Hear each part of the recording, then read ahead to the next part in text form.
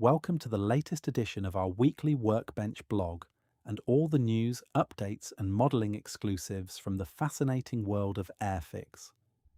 With the subject of aircraft and aviation history proving to be so utterly captivating for so many people, it's no wonder that the scale modelling hobby has thrived as it has over the years, as it's taken so much subject inspiration from man's enduring fascination with flight. With last week's 90th anniversary of the first flight of the Supermarine Type 300 Spitfire still fresh in our minds, many people would probably agree that we can often be guilty of allowing the focus of our attentions to be a little UK mainland centric if we're being honest, even if that's understandable bearing in mind the rich subject matter available to us. Because that tends to be the case, we rarely direct our gaze to skies across the Irish Sea. However, in this current edition of Workbench, we'll be attempting to put that right. By way of marking next week's St. Patrick's Day celebrations, our subject for this latest edition is the proud aviation heritage of the Irish Air Corps, using what is actually a fairly limited number of Airfix model kit livery options as our related illustrators, notwithstanding the fact that they happen to be rather eye-catching and extremely appealing ones. From the pioneering aviators making transatlantic crossings to the first jet aircraft operating out of Baldonnel Aerodrome, we're looking at aviation through Irish eyes in this latest edition of Workbench. Captain John Alcock loading up his Vickers Vimy with warming provisions prior to embarking on their epic transatlantic crossing attempt.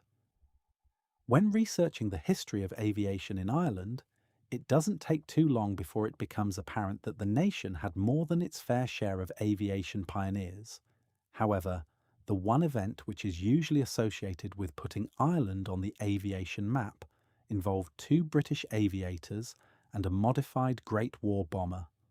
The end of the First World War brought with it the resumption of a competition to mark the first under 72-hour continuous flight crossing the Atlantic Ocean, from any point in the USA, Canada, or Newfoundland to any point in Great Britain or Ireland. This historic undertaking was sponsored by a major British newspaper with the offer of a substantial cash prize for those successfully taking up the challenge. Fraught with many dangers and pushing the very limits of known aviation technology at the time, aviators John Alcock and Arthur Whitton Brown successfully achieved this historic feat when their Vickers Vimy landed in County Galway at 8:40 on the morning of the 15th of June 1919, after an epic flight which tested every ounce of their considerable airmanship.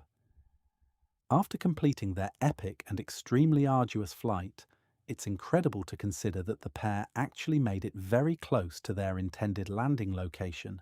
However, close wasn't exact, and their aircraft unfortunately came down on the Derrygimla bog, with the rough ground causing the Vickers Vimy to nose over on landing, although thankfully without causing injury to either man.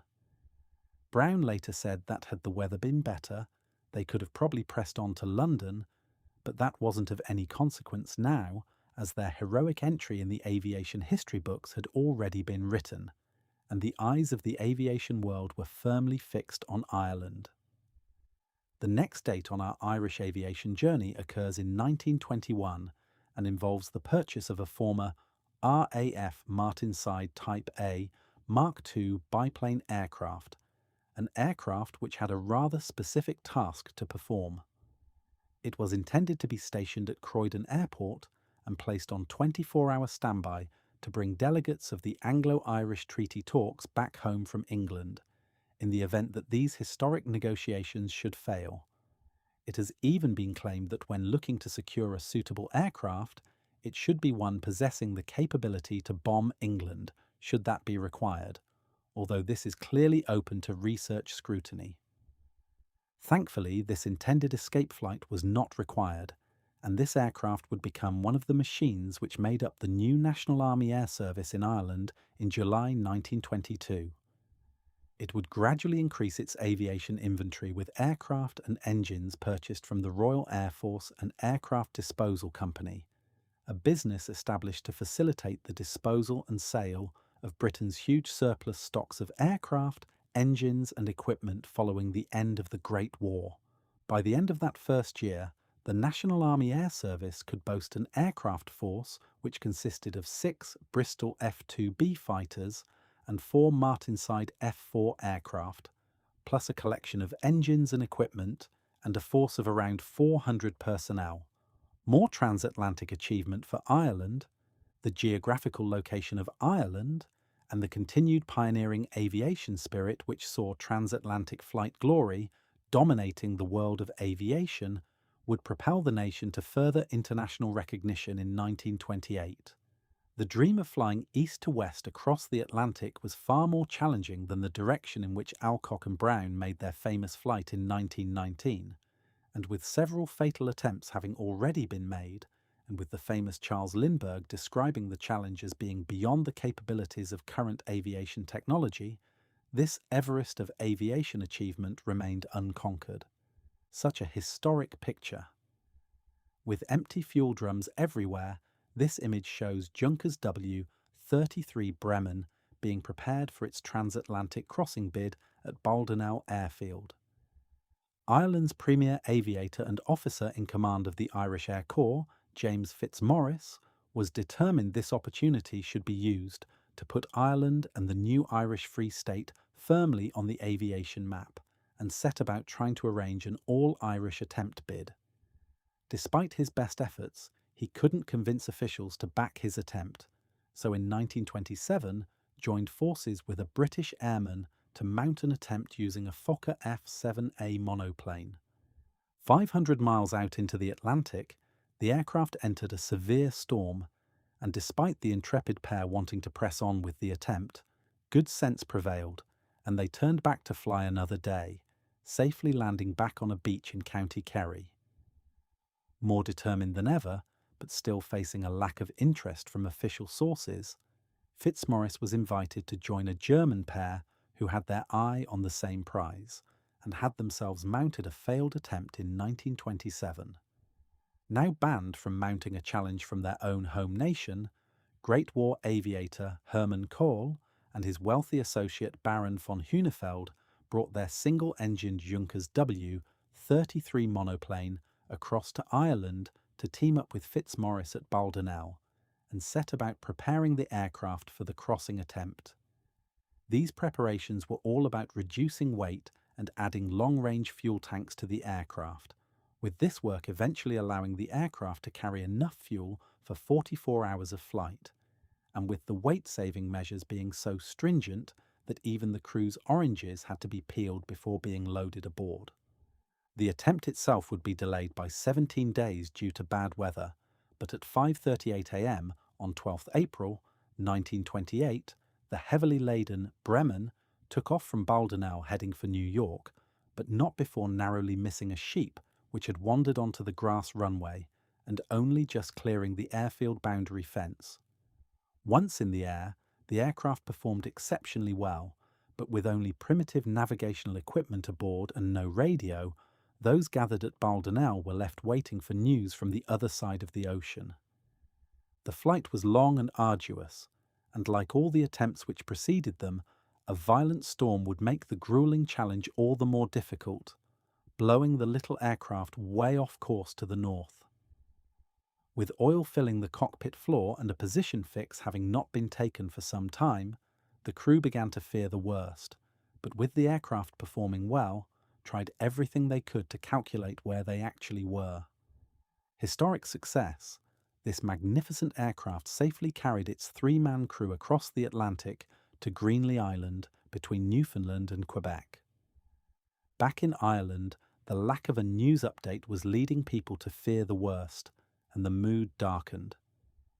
Over 3,000 miles away, the crew aboard the Bremen could finally see clear sky for the first time in many an hour and set a new course northward, but with the aircraft's fuel situation now requiring a landing in the near future. Finally, after over 36 hours in the air, the crew sighted a lighthouse and what looked like a suitable landing site, safely bringing the Junkers down on Greenly Island between Newfoundland and Quebec. they had done it. Finally conquering the Atlantic, the Bremen and its crew were celebrated as heroes, with their achievement being championed as the greatest story of the century. Once rescued, the crew were taken to New York and given a reception even greater than the one afforded Charles Lindbergh, with 2 million people lining the ticker-tape procession route. Similar scenes would be experienced in Germany and back in Ireland, where Fitzmaurice had done arguably more than anyone else to promote the new Irish Free State. The curious case of the Wrong Way transatlantic flight. Before we leave the subject of transatlantic flight crossings, we can't do so without including the story of American Clyde Gross, Douglas Corrigan, and his tiny little Curtiss Robin B parasol monoplane. An aircraft mechanic and barnstorming aviator, Corrigan would be employed by the Ryan Aircraft Corporation and is reputed to have worked on the famous Spirit of St. Louis aircraft used by Charles Lindbergh to fly from New York to Paris in May 1927. Corrigan was fascinated by Lindbergh and his flight, announcing on many occasions that he too intended to make a similar flight across the Atlantic one day. With this aim in mind, Corrigan and his brother duly purchased a Curtiss model 50 Robin B single-engined, high-wing monoplane aircraft and set about renovating, reskinning and upgrading the aeroplane. Only a relatively small machine, the pair lavished so much time and attention on the Robin that it was a very different aircraft by the time they'd finished, with strengthening of the airframe itself, allowing the installation of a more powerful engine and the additional fuel tanks needed for a transatlantic crossing attempt. Whilst this work was ongoing, Corrigan filed several requests to make the flight with the American Bureau of Commerce, but was repeatedly turned down as they were of the opinion that his aircraft was unsuitable for such an attempt. With the work completed and the money spent, did Douglas Corrigan decide to go anyway? In early July 1938, Corrigan and his Robin made the long-distance non-stop flight from Long Beach, California to Floyd Bennett Field in New York, a west to east coast journey of over 2,800 miles, as if to demonstrate the distance capabilities of his little aircraft. Once in New York, he had his aircraft filled with 320 gallons of fuel, as he duly filed his flight plan for the return flight back to California. At just after 5 a.m. on July 17, 1938, Corrigan and his Robin climbed into the air at Floyd Bennett Field and into a cloud-filled sky, but instead of flying west towards California, he set course in the opposite direction, out over the Atlantic Ocean. 28 hours and 13 minutes later, he landed at Baldonnel Airfield in Ireland, and either in a calculated attempt to cover his subterfuge or a genuine state of confusion, is reputed to have asked workers on the airfield, "Where have I landed?" This unexpected aviation arrival sparked immediate official interest, and the American pilot was interrogated at length by both Irish and American officials. However, Corrigan never changed his story, and even though officials were certain this was a calculated attempt to achieve his long-held ambition, the pilot himself maintained that it was a simple case of pilot error and confusion with his navigational equipment. He simply went the wrong way. The story of Wrong Way Corrigan captivated the world at the time, and despite being scrutinized by the aviation authorities on both sides of the Atlantic, he was celebrated as a hero back in America, with 1 million people turning out to congratulate him with a ticker-tape parade in New York. Passing away in 1995, this incredible man took the truth behind this incident to the next life with him, so we will never know exactly what happened on that day in 1938. History, however, regarded him as something of a celebrity, an intrepid aviator who flew across the Atlantic in what was essentially a recreational aeroplane, at a time when few people would have dared to take on such a challenge. Did he fly the wrong way, or was it the right way all the time? What a fascinating aviation story. As the clouds of war started to gather ominously across Europe and with Ireland steadfastly maintaining her position of neutrality, they attempted to procure a number of aircraft from Britain with which to protect their airspace and deter the widespread violation of it. In 1938, they managed to obtain 4 Gloucester Gladiator fighters, with a further 8 being placed on order.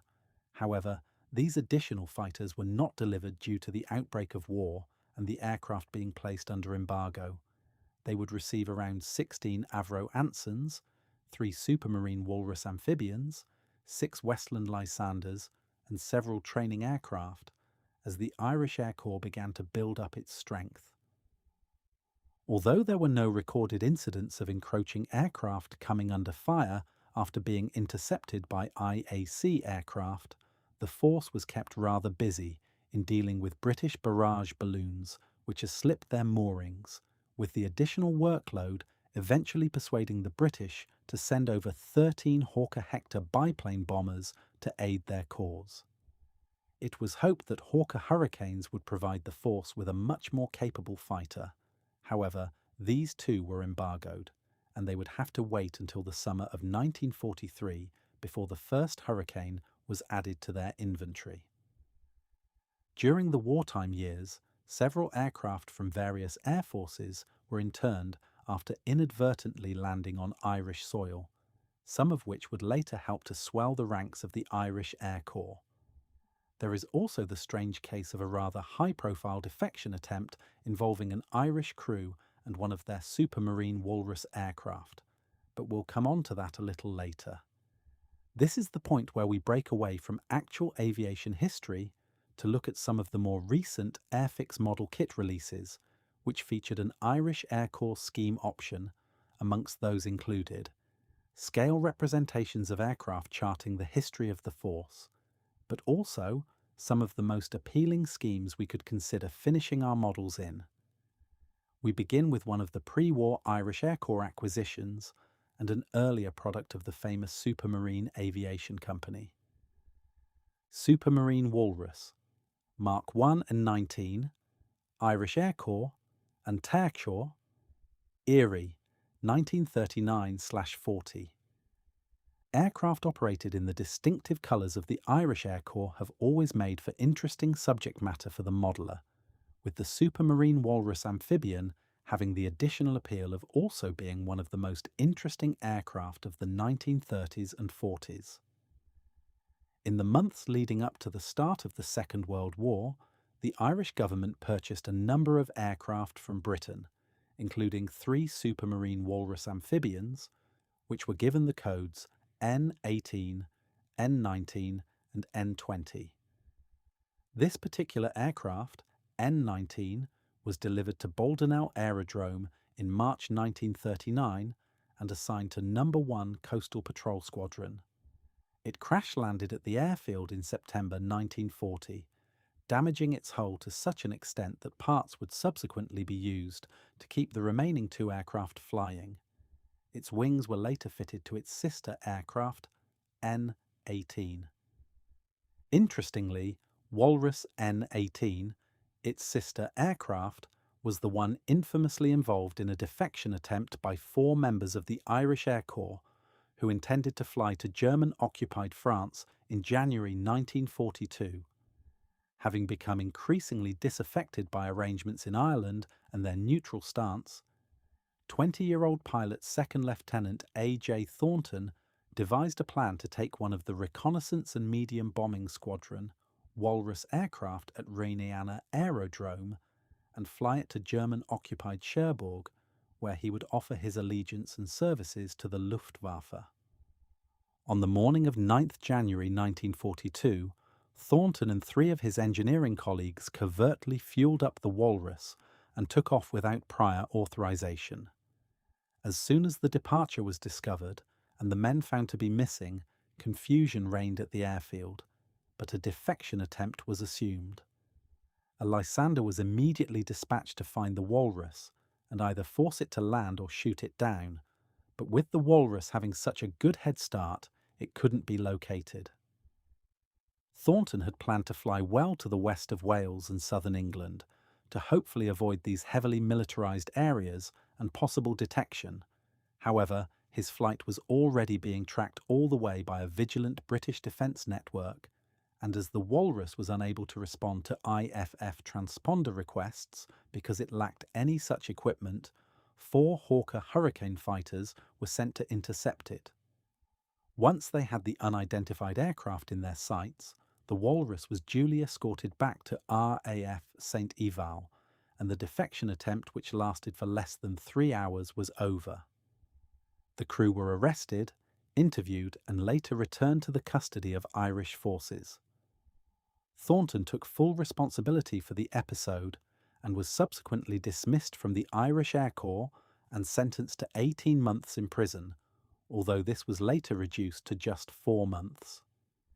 Interestingly, he would later fight for the Royal Air Force in Greece, Italy, and Yugoslavia, expressing his sincere regret for his part in his famous defection flight, but always being fiercely proudly of his Irish heritage.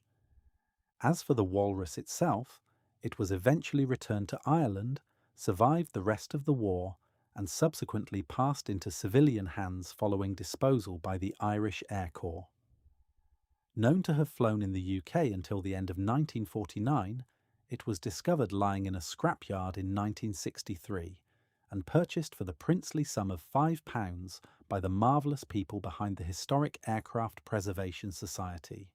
Learning of its incredible history, the aircraft was handed to the Fleet Air Arm Museum in January 1964, where it immediately underwent a programme of restoration and preservation, going on public display towards the end of 1966.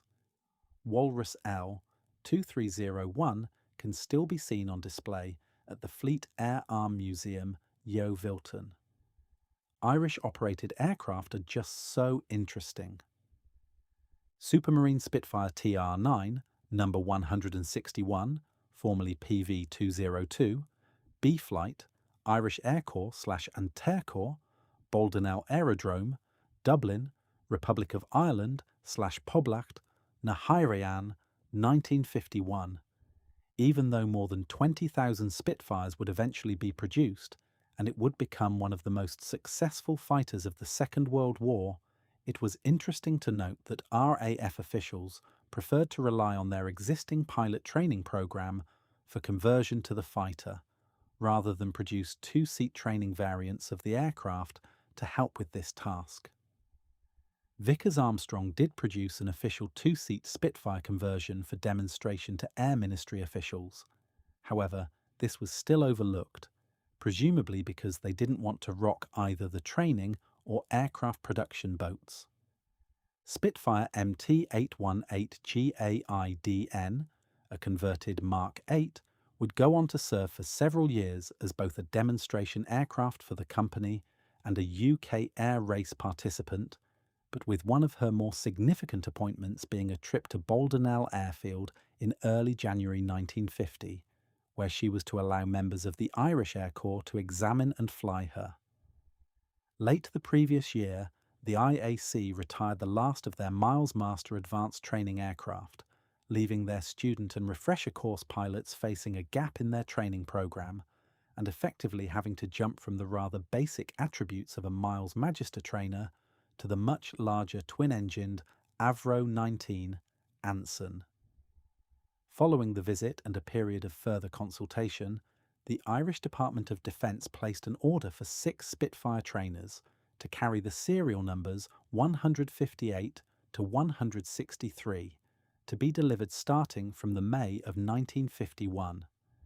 Spitfires look good in any livery, but during their Irish Air Corps service were particularly attractive.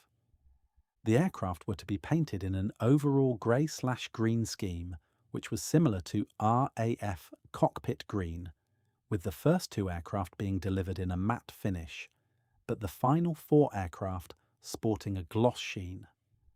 Later, aircraft numbers 158, 161 and 162 would be finished in an extremely smart silver finish, sporting a large black cowling section which extended down past the aircraft's exhaust manifolds and from the front of the cockpit right up to behind the aircraft's spinner. These aircraft must have been a beautiful sight in the skies above the Dublin area, with the good people of Ireland gaining their appreciation of these two-seat training Spitfires much earlier than the rest of the UK did. Withdrawn from service in April 1960, these magnificent aircraft were transferred to the care of the Technical Training Squadron at Baldonnel, but when finally offered for sale from 1961 onwards, found themselves in the dawning of the UK warbird movement and a group of people who were thinking about producing a rather significant aircraft-related movie. Significantly, of the 6 aircraft purchased and operated by the Irish Air Corps, 5 remain in existence to this day, with all 5 either currently in airworthy condition and offering air experience flights or under restoration to do so soon. Only aircraft number 160, MK721, doesn't survive, as she was damaged beyond economical repair following a landing accident on the grass runway at Baldonnel on the 15th of February 1957. The Spitfire TR-9 scheme shown above and below has quite a rich history and was originally built as a Mark 9 fighter during the late summer of 1944 and initially allocated to No. 33 Squadron operating in northern France in October the same year. During her time spent with No. 33 Squadron in France and Belgium, she helped support the Allied drive towards Germany itself and flew 20 operational missions in the hands of 10 different pilots, men who heralded from Britain, Denmark, Holland and South Africa.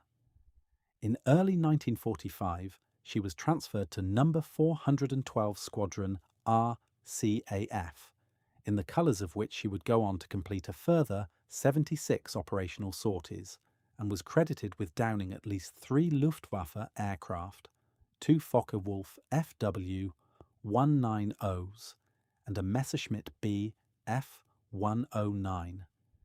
The end of the war brought about a slightly more sedate existence for this Spitfire, with a period of storage, before she was selected for conversion to TR-9 standard and a new career with the Irish Air Corps, providing advanced flying training for pilots destined to fly their existing Seafire fighters. Although still PV-202, she would operate under the serial IAC-161 whilst in Ireland, would ultimately follow 5 of her fellow aircraft into the civilian market, following her withdrawal from service. After passing through various private owners, she came into the hands of Historic Flying Limited, now ARCO, and following a period of restoration, emerged from their hangars resplendent in the Irish Air Corps scheme she had worn during the 1950s, making her first post-restoration flight in March 2025. On that occasion, the aircraft was flown by company owner and accomplished warbird pilot John Romaine, with his passenger being none other than Alex Henshaw, a man who probably flew more individual Spitfires in his role as Supermarine test pilot than anyone else. It was thought that he flew 10% of all the Spitfire and Seafire fighters produced. The aircraft has been repainted several times over the years, but is a stalwart of the UK airshow scene, in addition to also allowing members of the public to fly in the world's most famous aircraft, one which also possesses genuine World War II combat credentials. She is currently presented in the colours of Spitfire, Mark 9 ML 365, the personal aircraft of ace pilot group captain Peter Russell, Johnny Walker, CBE, DFC and DSO, and continues to allow Spitfire experience flights. These markings are similar to those the aircraft wore during her notable wartime service. De Havilland Chipmunk T-20, Irish Air Corps Aircraft 168, aircraft owned by the Irish Historic Flight. By the 1950s, the Chipmunk was very much the basic training aeroplane of the moment, an aircraft which was relatively forgiving in the hands of novice pilots, but was definitely a challenge to fly well. Also boasting excellent service and serviceability records, it's perhaps therefore no wonder the aircraft was the first choice for the Irish Air Corps when they were looking to modernise their force and prepare for a major expansion in their flying training programme. They initially received 6 newly built T-20 aircraft in January 1952, with these aircraft arriving direct from the de Havilland factory at Chester. During the Second World War, the Irish Air Corps had operated a collection of different British aircraft types, which included Ansons, Lysanders, Supermarine Walrus amphibians, and Gloucester Gladiator fighters. But by far their most capable fighting aeroplane they operated was the Hawker Hurricane. Although none of these aircraft were called upon to actually challenge enemy aircraft encroaching into Irish airspace, they did have to shoot down quite a number of barrage balloons which had slipped their moorings and became hazards. Following the end of the war, Irish Air Corps capabilities were upgraded with the arrival of Seafires and a number of Spitfire T9AS, which also created a need for a more capable training aeroplane. The force would eventually operate 14 Chipmunks between 1952 and 1973, with these aircraft not only providing training support for Irish Air Corps student pilots and air experience flights for hundreds of others, but also for several years, provided flying training for prospective Aer Lingus pilots as well. Despite the relatively forgiving flying characteristics of the Chipmunk, operations in the striking colours of the Irish Air Corps were not without incident, and 6 of the aircraft would be written off after suffering various accidents. Nevertheless, these aircraft would hold a significant position in the establishment of a modern Irish aviation service, in addition to encouraging a great many more people to consider a career in aviation. The venerable old Chipmunks would eventually give way to newly acquired Sci Marchetti SF-260 trainers, with the final aircraft being retired by 1980. The old saying that aviation class impermanent certainly carries when talking about the de Havilland Chipmunks, which served with the Irish Air Corps. Proud of their aviation heritage and with their aircraft presentation being particularly easy on the eye, aviation enthusiasts and the people of Ireland are fortunate to have an extremely committed group of people who are determined to commemorate the heritage of aviation in Ireland. The Irish Historic Flight Foundation have not only amassed an impressive collection of historic aircraft, but they also have ambitious plans to create a dedicated aviation experience for generations of people to come, providing inspiration for those looking towards a career in aviation, be that as aircrew in engineering or maintenance. The pride of their fleet is a trio of beautifully restored and currently airworthy de Havilland Chipmunks, each one wearing the handsome scheme of the Irish Air Corps, and each one consecutively numbered in commemoration of their period of service. Aircraft numbers 168, 169 and 170. The aircraft commemorated with this particular scheme, and the one which inspired the stunning new box artwork for this second release. 168 construction number C 1-0464 was built as a Chipmunk T-20 at Chester and delivered directly to the Irish Air Corps. Following an active service career, the aircraft was disposed of and fell into disrepair, but was later to be the subject of a painstaking restoration project, with the intention of returning this beautiful aeroplane back to airworthy condition, the centrepiece aircraft of a new Irish historic flight. With the work being carried out by Chipmunk experts Vintage Fabrics at their Audley End facility, what emerged from their hangar was a thing of aviation beauty, and was not only testament to their internationally renowned capabilities, but also the determination of the IHF in literally ensuring this impressive project got off the ground. Unquestionably one of the most attractive airworthy de Havilland Chipmunks in the world today, these beautiful scheme options might give us all the encouragement we need to tackle a few more Irish Air Corps related build subjects, creating a little Irish aviation heritage display tribute of our own. There's no doubt that whichever aircraft we decide to include, the display will be quite the attention grabber. This beautiful aircraft is now owned and operated by the Irish Historic Flight, based out of Ballyboy Airfield in County Meath. Continuing our 2026 theme of slightly unusual Workbench blog subject editions, we hope this little look at aviation heritage across the Irish Sea will prove interesting for many readers and might hopefully stimulate a little Irish Air Corps themed build activity during the rest of the year. With quite a few Airfix kit livery options now out there, both current and slightly more classic in nature, there should be something to inspire many a modeller to tackle an aircraft build project featuring the roundel of the Irish Air Corps. Happy St. Patrick's Day for next Tuesday. We're afraid that's all we have for you in this latest edition of the Airfix blog, but we will be back next Friday with more project development updates and the very latest Airfix kit exclusives. In the meantime, we're always keen to hear your views on all things Airfix, and in particular, any thoughts and opinions you may have regarding our Workbench blog. If you would like to drop us a quick line, could we please ask that you use our Workbench at airfix.com email for all correspondence?